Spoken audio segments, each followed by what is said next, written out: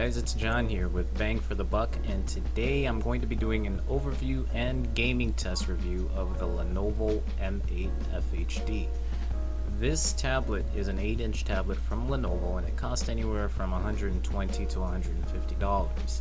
It is equipped with an octa-core processor as well as 3 GB of RAM. The build quality of the tablet is good, just as you would expect from large companies such as Lenovo. The casing is made out of metal, and the main camera is actually a 13 megapixel camera. The speakers and 3.5mm headphone jack are located on the top of the tablet. On the right side of your tablet you have your volume rockers, as well as the power button, and you have your SD card tray on the left side of the tablet. Finally, on the bottom of your tablet is actually the micro USB port for charging and data.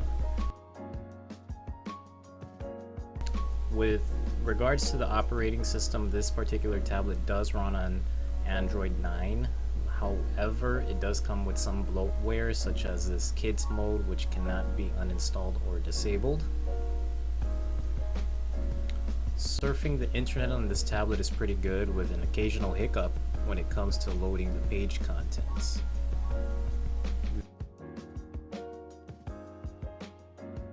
There is some animation lag when it comes to switching from the home screen to the Google app, but this might be remedied through disabling animations. Watching videos on YouTube is also relatively smooth with decent content loading and video playback. So overall, the tablet does provide a decent experience for your daily tablet duties such as web browsing and video consumption.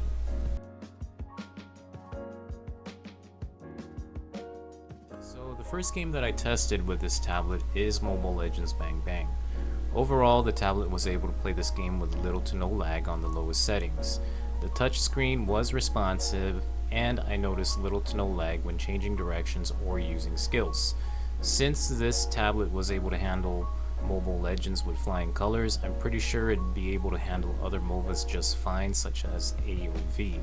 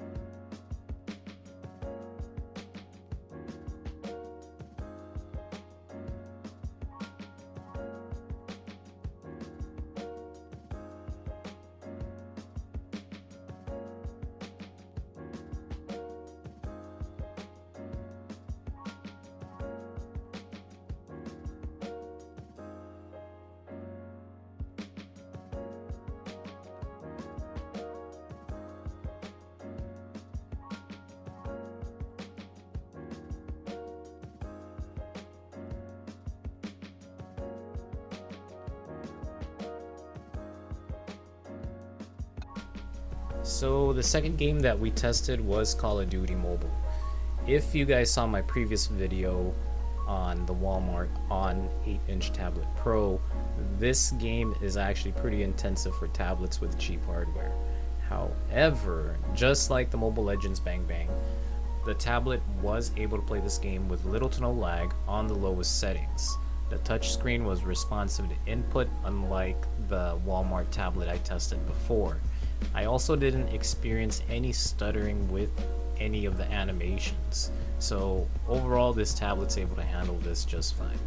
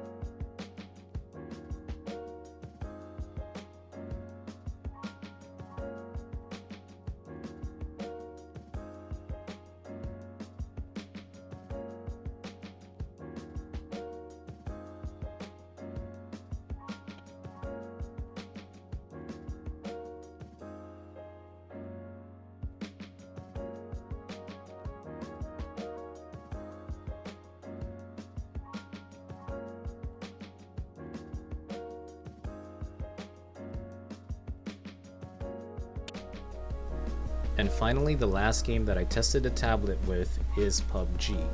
Just like Call of Duty and Mobile Legends, this tablet performed very well on the lowest graphics settings.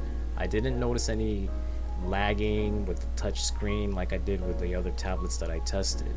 The gameplay was smooth and fluid, despite the terrain and environment having to load a little bit at a time, which, is pretty understandable since this is encountered with other more expensive tablets as well. Overall, the tablet was able to provide an enjoyable experience with PUBG.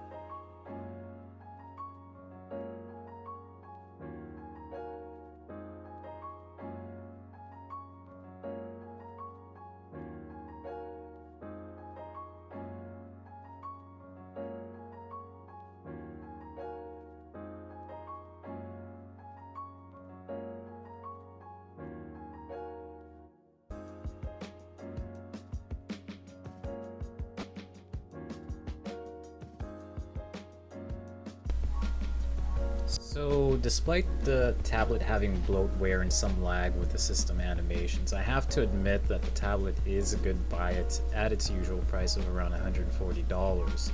And I think it's an amazing buy if you get it around $110 to $120. At its regular price of $140, the first competing tablet I can think of is the 8-inch Samsung Galaxy A. And I've previously tested the 8-inch Galaxy A, and I would recommend the Lenovo M8 FHD over the Samsung any day. So when it comes to pros and cons of the tablet, so pros, I would say that the build quality is one of the first pros that I could think of. The second pro is the screen. It has decent brightness, resolution, and refresh rates. And finally, I think the next pro that I could think of off the top of my head is the solid performance that this tablet gives for low quality gaming. As for cons for the tablet, the first con that I could think of is the fact that Lenovo used a micro USB port for charging and data. I mean, it's 2020. I mean, I understand too that they probably needed to cut costs somewhere, but honestly, I would rather have USB-C on a tablet rather than have a 13 megapixel camera. I mean, most people don't really use tablets for photography. They pretty much have their phones for that. And the only other con that I could think of was, it's pretty minimal, but the bloatware. You know, I mean, the bloatware is pretty minimal. There's not really a whole lot of bloatware, but I honestly wish that Lenovo shipped the tablet with stock Android, or it gave the users the option to uninstall or disable the minimal bloatware that they installed. However, overall, I'd say that this tablet is good and probably the best 8-inch tablet under $150 that I've tested so far. And that pretty much takes us to the end of our video. If you guys have any suggestions on budget tablets to test, questions, or feedback, please leave them in the comments below. And also, if you guys found this video helpful, please like and subscribe. Thanks, guys.